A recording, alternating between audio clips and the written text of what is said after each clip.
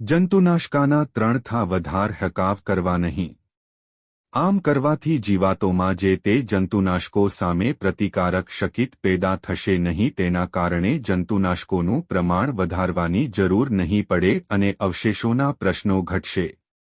મદદનીશ ખેતી નિયામકની પણ મદદ લઈ શકાશે. વધુમાં દવાના વપરાશ વખતે દવા ઉપર આપવામાં આવેલ લેબલ મુજબ જે તે પાક માટે આપવામાં આવેલ ડોઝ અને જે તે રોગ જીવાત માટેની દવા છે તે ભલામણ મુજબ અનુસરવા જણાવવામાં આવે છે.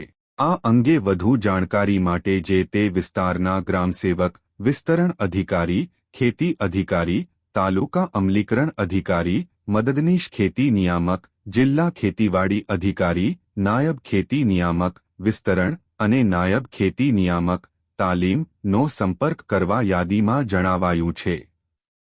આને શેર કરીને ખેડૂતોને મદદ કરો.